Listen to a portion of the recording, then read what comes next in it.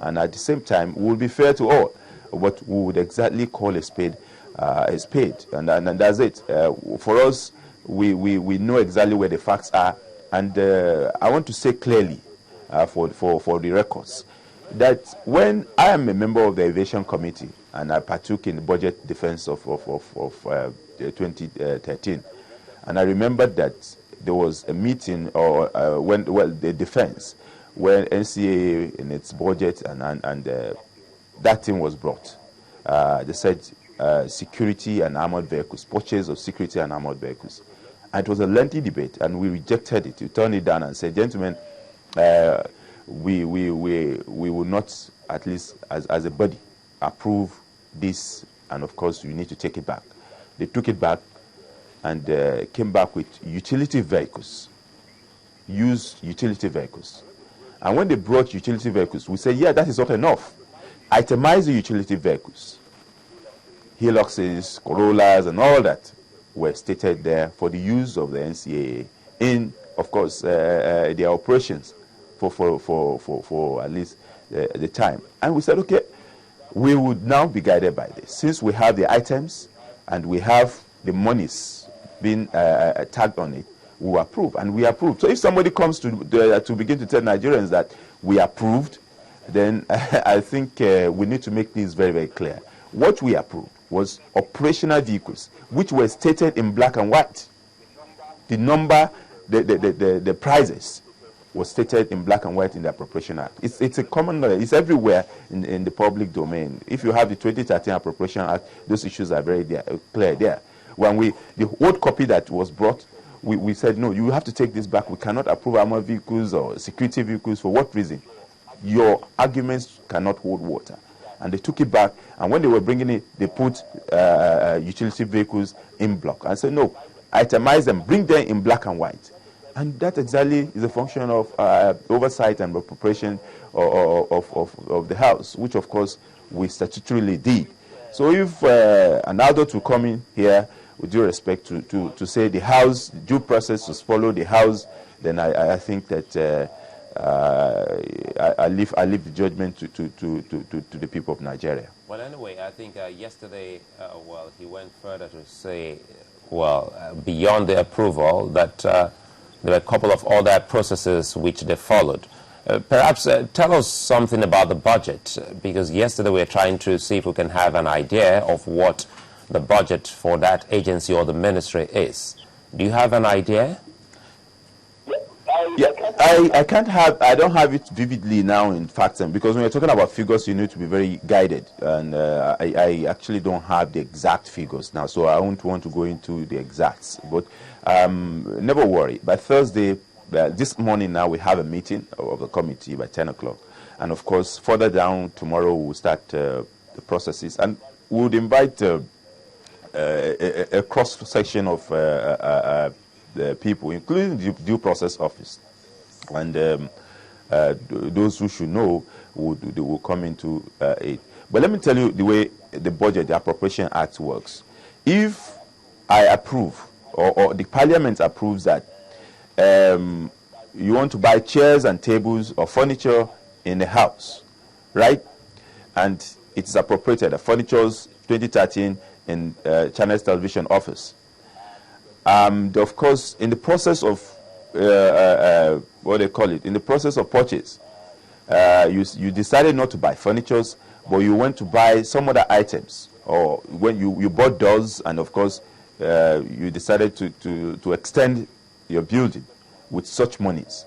You have flouted the Appropriation Act, and that, of course, if you want to do that, you would have to come back to the Parliament for violence. So in this case, what we approved was operational vehicles. So there was no occasion, I can remember vividly, where the committee or the House, they brought back the budget, and the House, instead of utility vehicles, changed it to armored or security vehicles. We didn't vie. And the only statutory body that is empowered to vie monies, move it from one subhead to the other, is the National Assembly. And that has not been done, not to my knowledge. The Senate has not done that. We have not done that in the House of Reps. So in this case, what can be done when an agency or parastatal or ministry goes ahead with that approval to spend money just as you just highlighted? I don't want to be judgmental. What they say is sometimes matters like these are sub judice, but of course a committee is already to work on this, and let's just wait for the outcome. It's just 1 week. The committee will come out with what their findings are and what the recommendations are. Very clear, but it's very clear. You are flaunting the Appropriation Act, and it has a jail term. It has a jail term of no less than 2 years. I know. Now, just quickly, I would like to know. Yesterday we interviewed Mr. Nkema Kolam, and he was talking about their internally generated revenue, which he says is between 10 and 20 billion naira. I was just wondering, does the House of Reps also, does the appropriation power of the House of Reps also extend to that particular area? Yeah, obviously. You see, let me tell you, you know, a lot of these agencies are acting on edicts or laws, rather, that were established. The edicts establishing them were military. It was during the military era, and we have a lot of job that we're doing regarding amending the acts establishing each of these agencies. And it's not a thing we can do in one swap. But remember that of the CBN, we did it very, very recently. And I remember in that public hearing, it was like going to war. That agency decided to bring too many ex-governors and everybody that I should know. And it was like, yes, you can't do this, you can't do that, you can't do that, you can't do that. So we have that problem each time you want to at least tinker with some of these laws. Because, for instance, I don't know what specifically in black and white what the laws establishing NCA says about revenue generation. But what is very key, which I know, is that every MDA of government must disclose revenues so that it goes to the consolidated revenue accounts. What that means is that the federal government is the sole recipient of all revenues of government. And of course, even it has to do with percentage, then of course that will apply from one agency to the other. But one of the tasks that we've given ourselves is to begin to review the laws establishing a lot of these agencies, so that nobody is hiding under any law. If I understand you correctly, you're saying certain illegalities. Mr. Zachary, if I understand you correctly, you're saying that whatever money the NCAA makes, even if it's internally generated, they're supposed to remit it to the Federation account?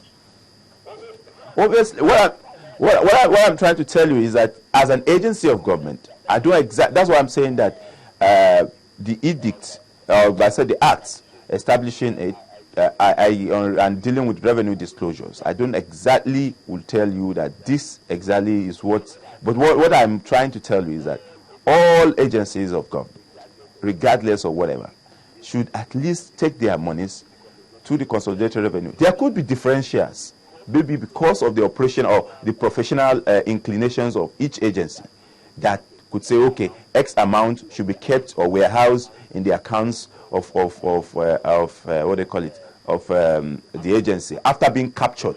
Because first and foremost, if I have an office here, I should tell you, it's incumbent to tell you that I generate 100 naira in a year. And of course, out of this 100, you can now say, okay, of every 100 naira that you generate, percentage of maybe 10, 20% or 30% of it is for you in the office that will be kept. But I must first and foremost disclose how much I am generating. And of course, other things will follow. But a lot of us, oftentimes, and the same case went through with some other agencies of government that are even giving us revenue earnings. A lot of them want to shy away from first revenue disclosures, secondly taking their accounts to or their books. Also have the Minister of Finance, just to buttress what you're saying. We've also had the Minister of Finance complain about the fact that many agencies are not remitting the money that they make internally to the coffers of government. So one was thinking that maybe there were some agencies that were exempted from that, or maybe that has stopped to or ceased to be the practice. But it would seem that from what you're saying, that is still very much the practice that agencies of government keep to themselves